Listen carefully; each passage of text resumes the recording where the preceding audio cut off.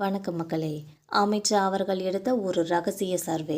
அதிமுக தான் ஆட்சியை பிடிக்கும், ஆனால் பாஜக ஒரு தொகுதியில் கூட ஜெயிக்கிறதுக்கான வாய்ப்புகள் சுத்தமாக இல்லைன்னு சொல்லியும், திமுக தான் எதிர்க்கட்சி, நடிகர் விஜயோட ஓட்டை பிரிப்பாங்க, ஆனால் சீட்டு கவர்ட்டு இல்லை. திமுக தோற்பது மகிழ்ச்சியாக இருந்தாலும் பாஜக தமிழகத்தில் நிமிரவே நிமிராதா? அமைச்சர் அவர்களோட இந்த அப்செட்டான இந்த தகவலை பற்றி தான் இந்த வீடியோவில் நம்ம விரிவான ஒரு தொகுப்பாக பார்க்கலாம் வாங்க. மத்திய உள்துறை அமைச்சர் அமித் ஷா அவர்கள் தமிழக அரசியல் களத்தை பற்றி ரொம்ப ரகசியமான முறையில் ஒரு ஆய்வை மேற்கொண்டிருக்காங்கன்ற ஒரு தகவல் சமூக வலைதளங்களில் இப்போ கசிஞ்சிருக்குன்னே சொல்லலாம். இந்த ஆய்வோட முடிவுகளை பார்த்தா பாஜகவோட தலைமைக்கு ஒரு பெரிய அதிர்ச்சியை கொடுத்துருக்கதா சொல்லப்படுது.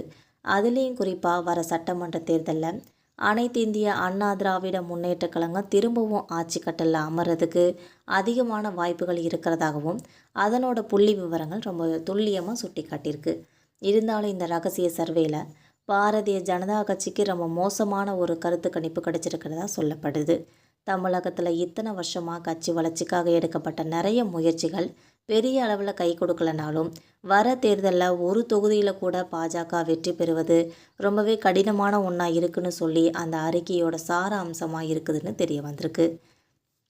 தாமரை மலருன்னு சொல்லி நம்பிக்கிட்டு இருந்த அந்த கட்சியோட மூத்த தலைவர்களுக்கு இது ஒரு பேரதிர்ச்சியை கொடுத்துருக்குன்னே சொல்லலாம். இதனால் தமிழக பாஜகவோட எதிர்காலத்தை பற்றி ஒரு கேள்விக்குறி இப்போ ரொம்ப வலுவாக எழுந்திருக்குன்னே சொல்லலாம். அதே வேளையில் ஆளுங்கட்சியான திமுகவுக்கு இந்த தேர்தல் ஒரு மிகப்பெரிய பின்னடைவாக இருக்கும்னு சொல்லி இந்த ஆய்வோட முடிவுகள் ரொம்ப எச்சரிக்கை விட்டுருக்காங்கன்னு சொல்லலாம். தற்போதைய ஆட்சிக்கு எதிராக நிலவிக்கிட்டு இருக்க இந்த அதிருப்தியான அலைகளால் திமுக ஆட்சியை இழந்து திரும்பவும் எதிர்க்கட்சி வரிசையில் உட்கார வேண்டிய ஒரு சூழ்நிலை ஏற்பட்டுமோன்னு கணிக்கப்பட்டிருக்கு.